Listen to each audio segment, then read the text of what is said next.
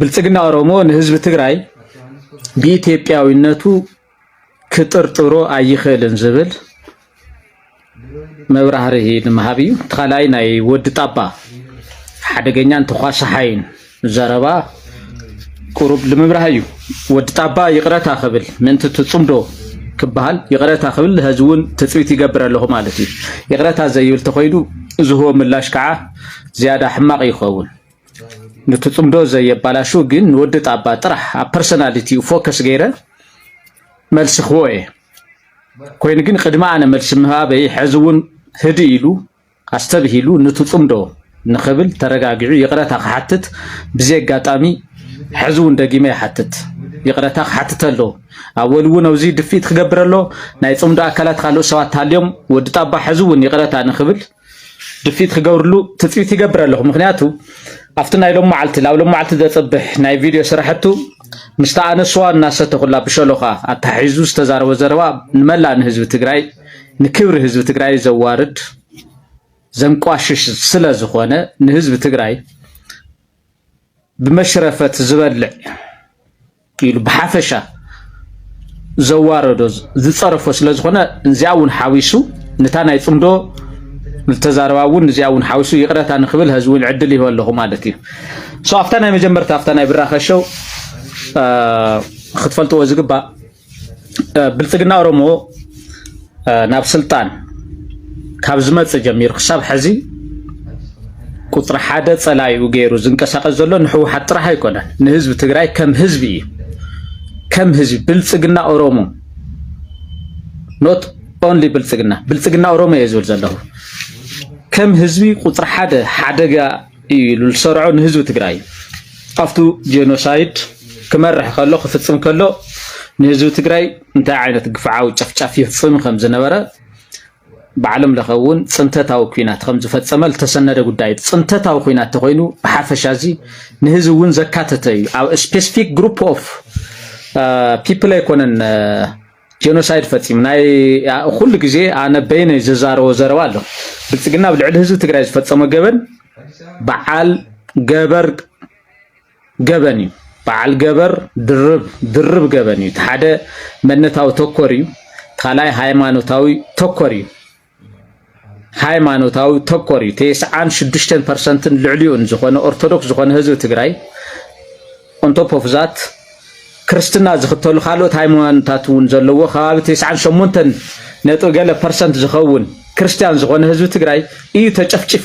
ስለዚ መንታዊ ጥራሕ ዘይኮነስ ሃይማኖታዊ ትሕዝቶ ኣሎ ሓደ ትግራይ ክቀተል ከሎ absolutely ክርስቲያን እዩ ማለት እዩ absolutely ክርስቲያን እዩ ማለት እዩ ብጭብጡን ዘረአናዮ ብጭብጡን ዘረአናዮ ነገር ተሰነዳቱን ዘርኢ እዩ ህዝቢ ትግራይ ትግራዋይነቱ ማእኸል ገይሩ ጥራሕ ኣይኮነን ተቀጥቂጡ ኢሮብነቱ ኩናማነቱ ማእኸል ገይሩ ጥራሕ ኣይኮነን ተቀጥቂጡ ክርስቲያን ውን ስለ ዝኾነ እዩ ኣብ ትግራይ ተን ዋና ናይ ጄኖሳይድ ቦታታት አብያተ ክርስቲያናትን ገዳማትን የን አብያተ ክርስቲያናትን ገዳማትን የን ካብ ተዓቢ ገዳም ደብረ አባይ ሓዊስካ ካብ ተዓቢ ገዳም ደብረ አባይ ሓዊስካ አብዋል ድባ ኣብ ማሕበረ ዴጎ ኣብ ኣኽሱምን ኣብ ማርያም ደንገላትን ሓዊስካ ብግፍዒ ዝተፈጸመ ጽንተታዊ ኩናት ማእኸሉ ክርስትና ዝገበረ እዩ ማእኸሉ ክርስትና ዝገበረ እዩ ናይ ህዝቢ ትግራይ ናይ ስነ ልቦና ጥንካረ ምንጭ ዝገበረ ናይ ህዝቢ ትግራይ ናይ ስነ ጽሑፍ ናይ ስልጣነ ምንጭ ዝገበረ እዩ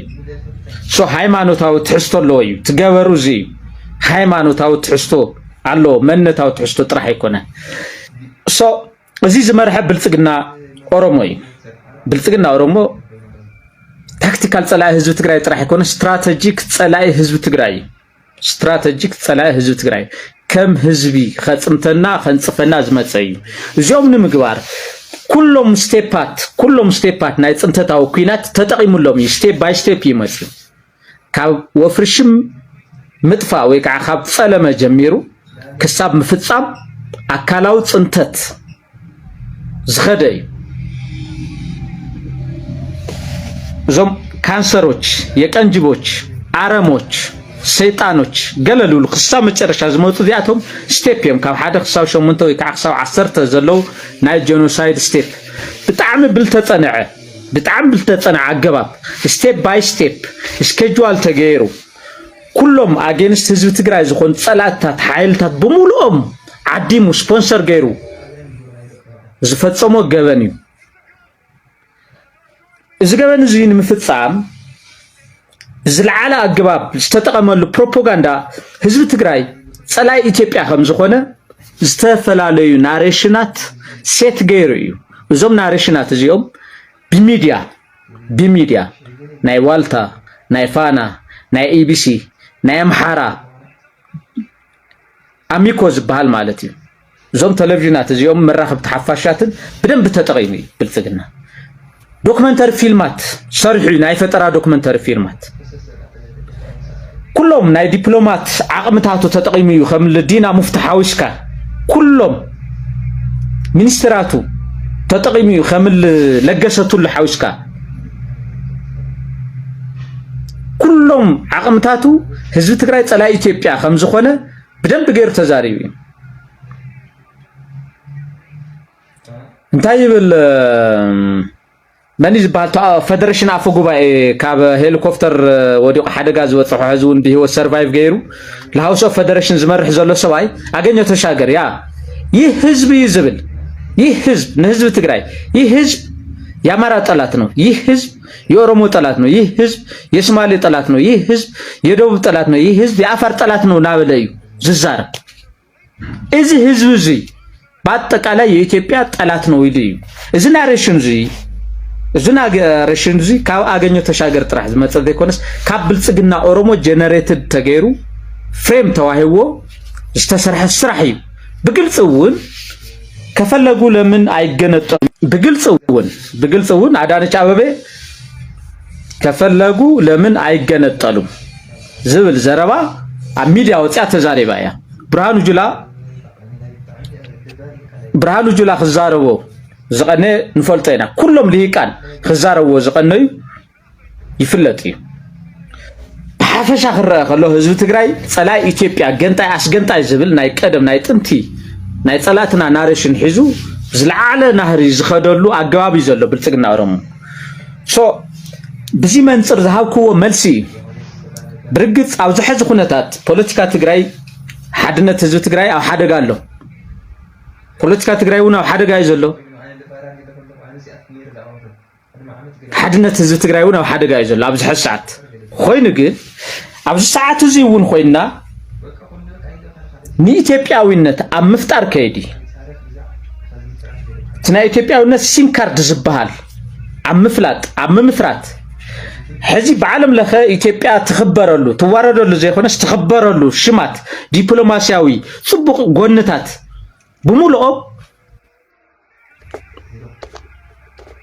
بملؤهم وصيت هزب تግራይ ኢትዮጵያ ኣብ ምብራቕ አፍሪካ ዘፍረየቶ ዲፕሎማሲያዊ ፖለቲካዊ ቁጠባዊ ናይ ወታደራዊ ዓወታት ብሙሉኦም ካፒታል እዚ ዘዋሃለልዎ ተጋሪዮም ወይ በመሪሕነት ትግራይ ኣብ ምብራቕ አፍሪካ ዘለው ዞናል ኢንስቲትዩሽንስ በሙሉኦም ኦርጋናይዜሽንስ ከም ኢጋድ ሓውሽካ ቱናይ ሰና ፎረም ኢንተርኮንቲኔንታል ኦርጋናይዜሽን ዩ ናይ የመን ናይ ሱዳን ናይ ኢትዮጵያ ዝነበረ ሰና ፎረም ዝበሃል ሙሉ ናይ ኔፓድ ኢቭን ብጣዕሚ ልሂቃን አምሓራ ልሂቃን ኢትዮጵያ ክዛረውሉ ዘይደልዩ አፍሪካ አንድነት ድርጅት ለአፍሪካ ህብረት ተቀየረ መለስ ዜናዊ በመለስ ዜናዊ መሪሕነት እዩ አፍሪካ ህብረት ናይ መለስ ዜናዊ ውጽኢት እዩ ሓውልቲ ቋም ሓውልቲ እዩ አፄ ኃይለ ሥላሴ አፍሪካ አንድነት ድርጅት እዮም መስሪቶም እቲ ድርጅት ላብ ህብረት ዝቀየሮ መለስ ዜናዊ እዚኣቶም ብሙሉኦም ካፒታላት እዚኦም ተጋሩ እና በተጋሩ መሪሕነት ዝተረጋገጹ እዮም ኢትዮጵያውን ክሕሉ ብዙ እዚ ኩላይ አበርክቶል ኢትዮጵያ ዝገበረ ህዝብ ትግራይ በአብይ አህመድ በኢትዮጵያውያን ከም ባንዳ ከም ከዳዕ ከም ገንጣይ አስገንጣይ ዝረአ ሕዚ አልሸባብ ልክዑ ዘእተወ ሞቃዲሾ ክትረጋጋዕ ዝገበረ ሱዳን ክትረጋጋዕ ዝገበረ ብሩንዲ ሩዋንዳ ጄኖሳይድ ጠጦ ዘበለ ብሕታዊ መሪሕነት ትግራይ ንጄኖሳይድ ንጽንተታዊ ኩናት ብሕታዊ ናይ ሩዋንዳ ጠጦ ዘበለ መሪሕነት ተጋርዩ ላይቤሪያ ሴራሊዮን እዚኣቶም ስርሒታት መሪሕነት ተጋርዮም እዚኦም ትምክሐሎም ኢትዮጵያ ያ እዚ ዘረጋገፀ ህድላብነት መለስ ክሳብ ዝነበረ ግዜ ናይ $1 ምንዛሪ 18 ቅርሺ ነይሩ ኣነ ይዝክር 12 ኦር 18 ቅርሺ ከባቢ ነይሩ ሕዚ ኦልሞስት 200 ኣት የሎ ናይ $1 ምንዛሪ ማለት 200 ቅርሺ ኣቲ ማለት ታይ ማለት እዩ ኣብ ፋይናንሻል ታይም ዝብል ጆርናል ዘውፅኦ ጽሑፍ ኣነ ዝረኽቦ ኣብዚ ሕዚ ሰዓት ሪሰንትሊ ማለት እዩ ዘውፅኦ ጽሑፍ ብር ናይ ኢትዮጵያ ቅርሺስ ኣብዚ ሕዚ ሰዓት ኣብ ናይ ኣብይ ኣሕመድ ስርዓተ መንግስትስ ካብቲ ናይ ዓለምና 4 ቁጥር 4 ድኹማት ልበሃል ቅርሺ ሓደ ብር እዩ ናይ ኢትዮጵያ ብር إذا حيل زين أو سلطان كي ملص جن كله صعرف جبري كحيل وصع يزول صعرف جبري العلوة عزستي بسوان جيروم وعلم حق من قسم خبرت جيروم زقروا له نجار كله يخلين حصد حاجوك بالله خلنا تزفرس هو حتى تزاي بحتوه عدت فرس يا زميلة حساس وايد فرس سوق فرس لما قلنا نصير لنا نازي كوكيو خاص حنجير خاص نفس سلطان مديا وزقبر من قصقاس أكل جنيه يخون بسعنتوس بزي سعنتوس نما قلة تارجت زقبر أنا يدرون من قصقاس بس درجة زي مشتر كافل ناون كرم حاتيته تجوروا جنيه يقر منني هذا أبوز إحنا توجد له أخيرات تدالو سنك دالو معرب بحيل خناتينا حسوتيو معرب بحيل خناتينا زبال درا سراويت عليك زلو سراويت مسير ترى قدم اولموست سلطعمت كبابي ركب انيشيت غيرنا نيرنا ساو اروا ساو نحسه كبابي صبو زباركو نيرنا انا بزلو كله تجمر هو من قصقاس يفلت نير زي ترخو مزل كاب قدماي منستر نحوحات بمقطقات زبط لوط يلن حوحات مش حزبيات مخر انا اكل حزبيكو ولدي أكل هزب تجراي كوين مش واحد جن يمهر نيرو يوصل نيرو سلازي خنزارة وتلنا وين في أجباب نقول تقولنا تهزبي الرم تولد صبو كافت زقراوكم معنا زي دقفو كاب بهزبي زتمرت بيت مخر وسع تزولكم مو جزياوي بيت مخر قله كله يغلن بتاعو على بريطانيا ناز استمرت منجست زسكرنا من قد نكتل حنتيت سئلة تجلس دخول تبل حنت نشتي قلد تزاري والكفد سبعين سبعين والعون نهوم قاشا مسيوم داوعو مجمريا زن ولادي تفتراو نجار يملت أنمنا تقول حقيدا وقعنا قصيلم تون ولادي عملت أوام كيدا وقعنا هاو تمقاشاو نملتوه تسيئو ناويلكم وا نزم كرنيا والعق قطقطو نحوحات بمقطقات زبط لوط يلن حساب غيرنا نرادادا توم نحوحات انكارا نغروسينا توم زغودل نولم كنملئ تزي خوينو سرعات تخيلنا حز انتاينا هنقبر اشي مو انا صباح سلطان تدليس ودبت عايشه هاو ندي خبل ويس مرصني اخبل نحزب سلازي كمتي دكتور دجن زولو زنبره نايز كل مكرا نحوحات يا كل شيء يزولو ايطقمن حوحات ما تمهر الله كافت نسخه زنقفكايا انا ابال حوحات كوينه زنقفكو وايبلص نمرحت حوحات مالتي من تاي افتام ندرك كيدا بتاع سرعات ناي مخات حيل اي حوحات الى تقبله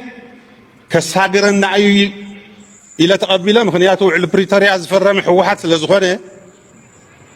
نساخ تفرس انديات دلزلا ابيون حوحات يقطقط محاورو ابزون حوحات يقطقط مستبتنا ውዕል ፕሪቶሪያ ዝፈረመ ውድብ የለ ገለ የለ ከም በሐድሽ አረንጅመንት ባዕለይክ መርሓኩም ክብለና ንኹልና ይጠቕመናንያ ኣነ ዝጠቅም ተዝኸውንስ እክብ ኢልኩም ውድባትስ ግዚያው ምን ቤት ምክሪ ጥይሽ ኣቢልኩም ፀገባት ትግራይ ዝፍትሑ ምኾኑ ትድገፉ ነይርኩም ግን ኣይኾነን ማለት ኣብ ፍልጠት ኣብ ተመክሮ ፖለቲካ ተንቲና ንራዳዳ ኣብ ዓለም ግዚያዊ ቤት ምክሪ ህዝቢ ዘይመረፀ የለን ብስናይ ኢወደግ ከኣቱ ተሎ ዝነበረ ግዚያዊ መተጋገሪ መንግስቲ ኣይራኸብን ውዕል ፕሪቶሪያ ይሕዝ ኣሳሪና ምስ ፌደራል ዘራኽበና ካብኡ ተወፂና ወፂና ማለት እዩ ስለዚ ተራዳዲእና ተኸባቢርና ብሄርና ነድሕን የቐንየል